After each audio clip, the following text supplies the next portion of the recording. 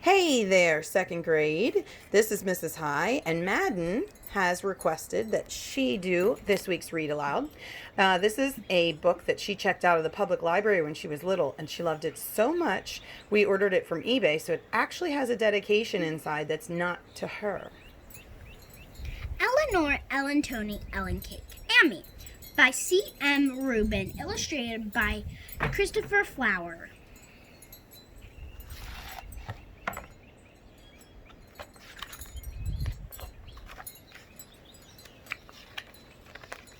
My life began with just one name, Eleanor. That's all, no more, just Eleanor.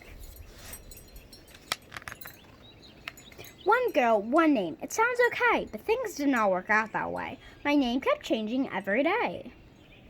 Each member of my family soon had a different name for me, and with that name, perhaps a dream about the girl that I will be.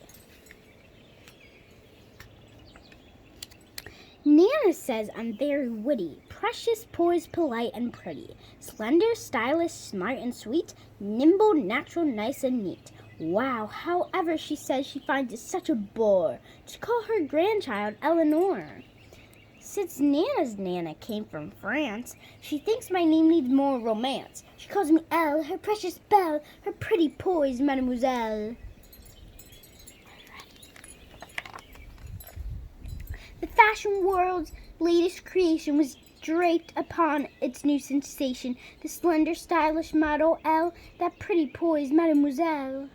But darling me, catastrophe! The big hat tipped, and mademoiselle, it seems she fell, it seems she tripped. So sad, too bad, her poor belle Elle. Goodbye, au revoir, farewell, farewell.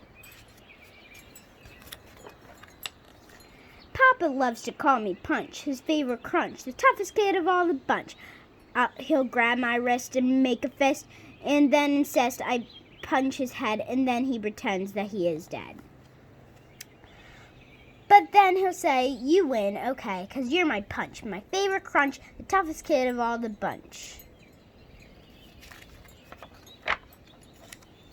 The room was filled with smoke and sweat. The fight was still not over yet, and there stood Punch, that favorite crunch, the toughest kid of all the bunch.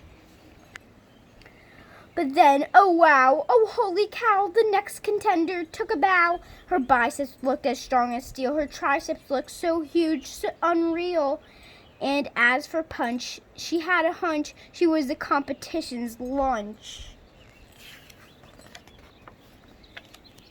Dear Dad is fond of Eleanor. He says it's grand with so much more. Eleanor will go far, a singer and a movie star. The fans Aurora, Miss Eleanor, the movie star with so much more. And then she sings, her voice can soar. And when she acts, her fans just roar. They clap and cheer and stomp the floor. And when she bows, the fans implore, encore, encore for Eleanor. When she's tired, she cries, no more. I need a break from Eleanor. Now Mom is going through a phase, a kind of name invention craze. She's come up with 100 ways that folks can say my name. It's somewhat of a mystery that drives creativity. With all these names, it might just be Mom hasn't found the name that's me. Looks great, my Ellatony, my little elbow macaroni. The gourmet critic Don Rizzoni will dine tonight at Ellatony. The chef, Miss Elbow Macaroni. He sniffed her pasta rigatoni. He whiffed her light zagaboni, and then the famous Don Rizzoni roared out loud, "A chef baloney! Goodbye, Miss Elbow Macaroni. I think you are a great big phony." I often call up Great Aunt Bertie, who changed her name when she was 30. She says she's glad because she did the longest name she's ever seen. Belladonna, eucalyptus, rose, tulip, iris, evergreen. Aunt Bertie seems to understand how things can go way out of hand. When grown-ups take a name too far and leave you wondering who you are. Aunt Birdie says these little nicknames come and go. Folks give them 'cause they love you so. The day will come when you will know the name that's right for you. That day did come. It was a bright Thanksgiving day. At least it started out that way. But in between the fun and games, the grown-ups started with my names. First, Papa's calling for his punch. He needs to hug his favorite crunch, while Nana's calling for her Elle, her pretty poise mademoiselle. Dad sings a song called Eleanor, a movie star so much more.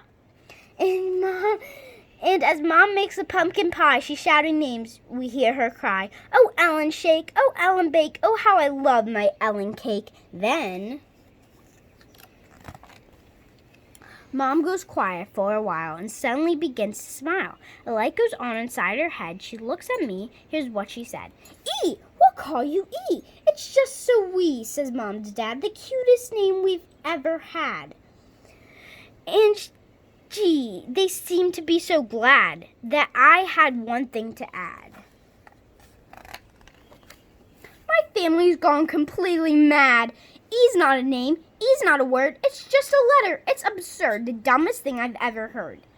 Enough with all this stuff. These games with names, I've had enough. Who's Elbow Mac? Please take it back. Miss Eleanor, Ellencake. Don't use those names. They just sound fake. Along with L and Punch and E. They are not the girl you see. There is a girl I want to be, and there's a name that's right for me. So that is how I overcame the many problems with my name. And on that day, my name became Ellie. Each member of my family thinks Ellie suits me perfectly, and absolutely all agree. Ellie is the girl they see. Ellie is the girl I'll be. Ellie is the name for me. Thank you, second grade.